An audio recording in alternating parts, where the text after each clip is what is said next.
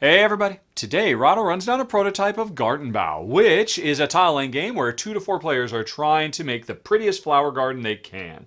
And the way it works is, at the beginning of the game, each player starts with a hand of 5 flower cards, which give them different scoring opportunities that they will try to pursue throughout the game.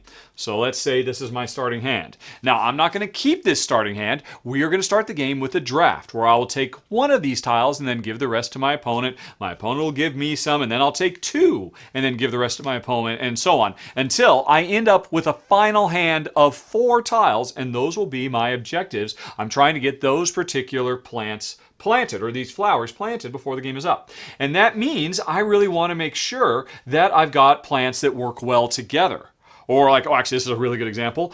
This would be an example of plants that don't work well together. If I get this thing planted at the end of the game, I will score more and more points based on how many unique edges there are to my garden. So I want to make a crazy cattywampus thing with tendrils reaching all over the place. Because, hey, I could get up to, what is that, 28 points if I have 50 unique edges on mine. But on the flip side, if I have this planted, I don't want this planted, because this, I lose points the more edges I've got. I start with 30, but I lose 1 for every edge. So if I'm going to get one of these, you better believe I'm going to hand the other one off to my opponent. Or let's see, I don't know if there's any good examples. Oh, okay, yeah, like these two might work well together, because this one gives me a point for every blank empty space I've got around every flower tile at the end of the game, and this one gives me 8 points every time I put a flower directly adjacent to another flower. So at the end of the game, if I had both of these down here, that'd be 1, 2, 3, 4, 5, 6, 7, 8, 9, 10, 11, 12 points for all these empty spaces, and they're next to each other, so these would work well together. And that's a big, big part of whether you win this game or not, is how well you draft to try and find combinations, synergy between the various tiles that will be available. But after that draft is done, everybody's got their starting hand of 4 flowers, then each player gets your own starting tile. And these are all 2-sided. You can choose whichever side you want to start with, because you might want different colored seedlings next to each other. There's 3 things: seedlings, plants, and the actual flowers that we're trying to get planted. Because once somebody has got all 4 of their flowers planted, that triggers the end of the game. So we're racing to get that done. So anyway, we've got the game set up here. The last thing is each player chooses 5 starting resources of sunshine or water. So maybe I took, 3 and 2.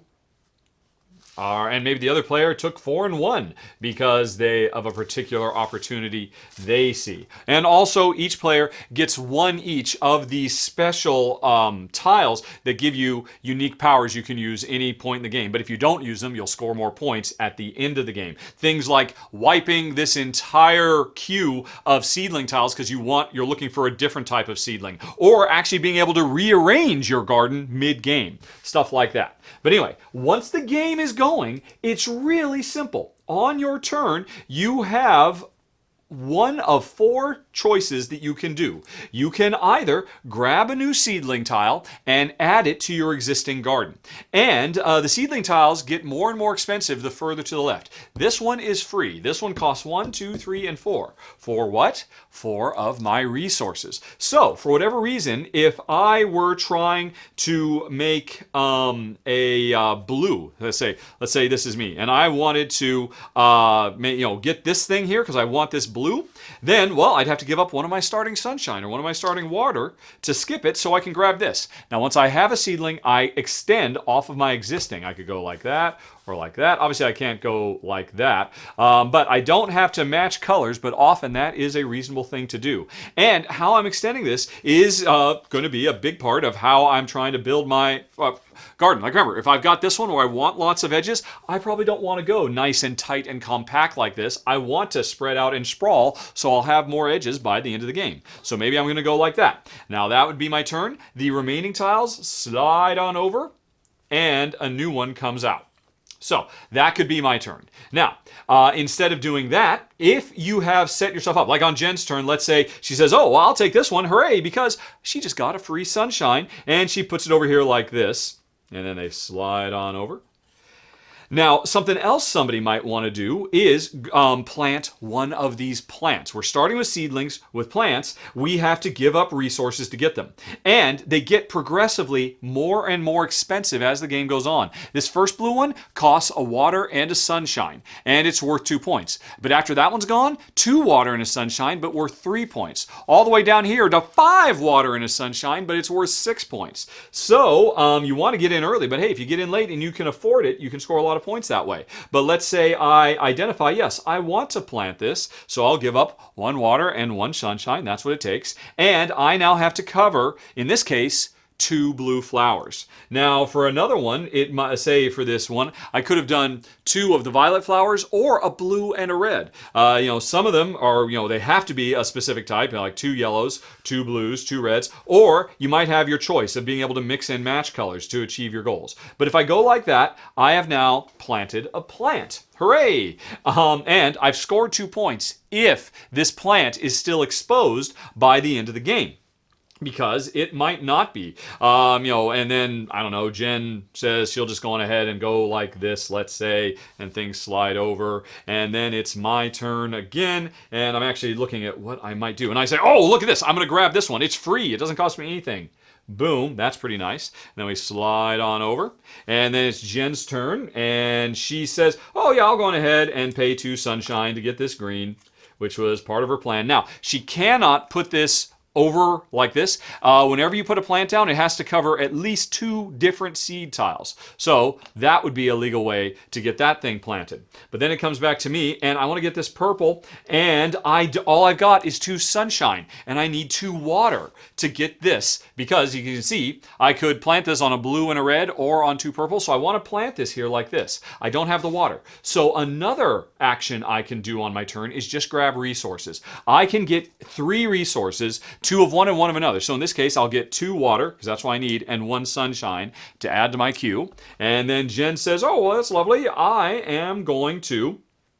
all right, she's just going to go on ahead and keep laying stuff out because she's got some particular plan that she's going for, let's just say. And then it comes back to me. Now I'll pay that 2 water I got to place this. Oh, but I can't place this here like this. That's illegal. I could go like this, but that's a problem. I'll be honest, I'm not building really smart right now, but eventually, let's say previously I had grabbed this one, and then at some point or other, I grabbed this one, and then I pay the 2 water to go like this. So that might have taken me several turns to get to the situation where I've got these 2 plants next to each other. All right, and meanwhile, Jen's been building her stuff up, etc., and new stuff has been coming out, and sometimes people are paying to skip over stuff and all of that. Now, the 4th type of action you can do is actually plant a flower, and that's why you need 2 plants adjacent to each other that match the requirements of that flower. In this case, I've got a purple and I've got a blue. That means for my action, I could plant this, which requires a purple and a blue. I'm eliminating 4 potential points at the end of the game, but I'm giving myself access to this power, which is 8 points at the end of the game, plus 2 points for every purple or fuchsia seedling or plant. And hey, now I've got a vested interest in never covering these up. Normally at the end of the game, seedlings aren't worth anything, but this is 4 points, 2 and 2. So you better believe, as I'm drafting, I want to grab more fuchsias.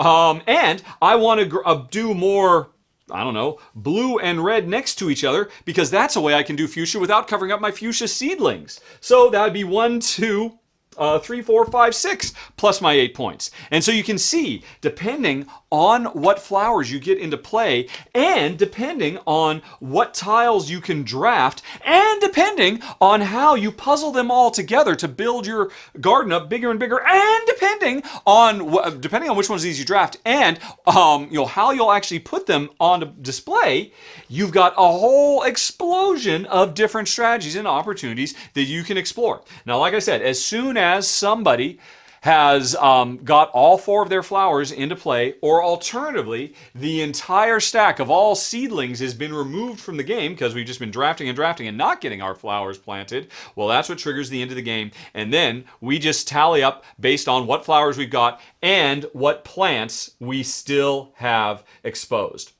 Like that one, let's say. And most points win. That's the basics, folks. That is the rundown on Gartenbau, which is a very clever little game. It's fun, it's fast. I will say, that opening draft, that can be pretty daunting. And it's a good thing that the developers realize this, because the first few times you play, they strongly suggest you go with one of a handful of preset combinations of flowers. Folks, I strongly recommend doing that. Don't be full of hubris like we were and just saying, oh, we can draft, we can figure it out, because that draft is deceptively complex. There's a lot that goes into choosing the right flowers, because you have set yourself on a path that you may or may not be able to full to completion. Even still, once you get the game down though, that draft, I have to admit, I'm not keen on how they implemented it as a two-player game where they have two dummy drafters as well. I would have rather they gone with an Agricola system of, hey, how about I just draw 7 and I have to get rid of 3, at least for a two-player draft, because the two-player draft is a bit cumbersome with the dummy drafters. But that's my main complaint, and that's a pretty small complaint in the grand scheme of things in what is otherwise a lovely looking, very charming, very fast playing little tile drafting and tile laying game. That is Gartenbau, folks. Thanks very much for watching. Have a very nice day. Talk to you later. So long. Bye-bye.